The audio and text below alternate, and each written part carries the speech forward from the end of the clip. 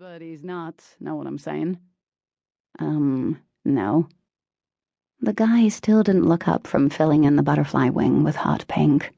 It was going to be really pretty when he was done, and she felt a jolt of excitement despite her jitters. He's not seeing clients tonight. And just like that, her heart sank.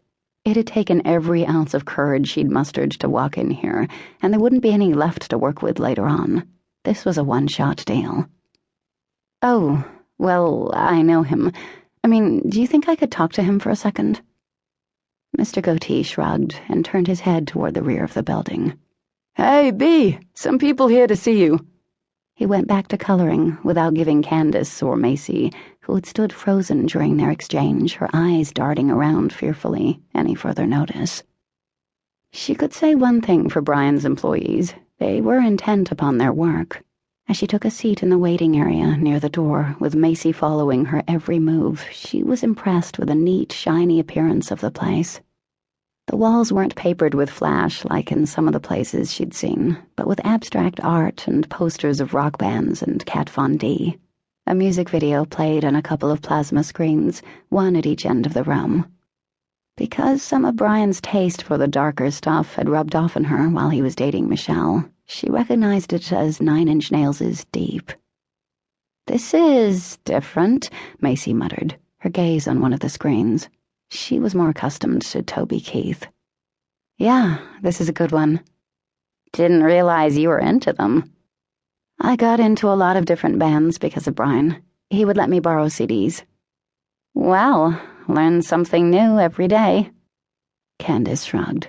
If I broadcast the fact that I like rock music, even some heavy metal, you and my family would be convinced I was worshipping the devil or something. Oh, I would not. Macy's voice pitched lower. Michelle dated the guy. No one said anything about her.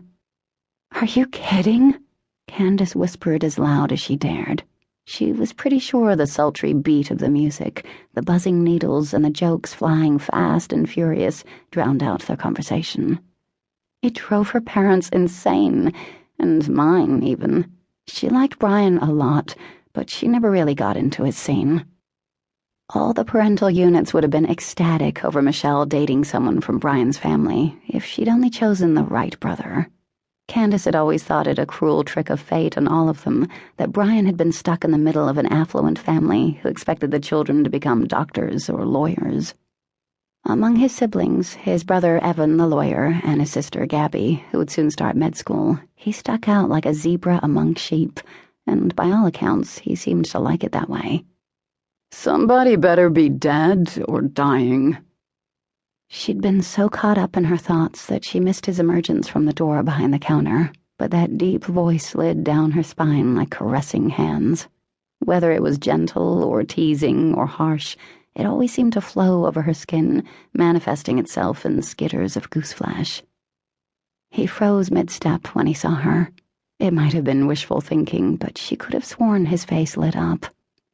Or just sitting there looking pretty, he finished with a heart-stopping grin. She lost her breath. It had been months, 6 to be exact, much too long to go without feasting her eyes on the only real object of desire she'd ever had. But she wasn't here for that. At least that's what she had to keep telling herself. Given that smile, she could sympathize with Michelle's heartbreak over losing him soon after their trip to Hawaii for Evan's wedding. The details of their demise were fuzzy, but it didn't matter. Candace would weep oceans to lose a guy with a smile like that. It was infectious, and she was on her feet and crossing the room toward him, almost before she realized it. Brian folded his arms on the countertop as she approached. Hey, sunshine, what brings you out? Whatever the reason he often called her that, it made her giggly as a teenager. Guess. Brian's gaze flickered over to Macy, who had somehow mustered the courage to follow her to the counter. His smile intensified.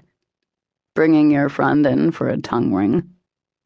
Candace laughed as Macy blanched and stepped back in horror. She grabbed the other girl's arm before she could bolt for the door. God, no, she's a weenie. And so am I, truth be known.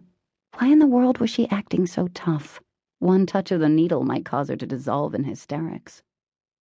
And you...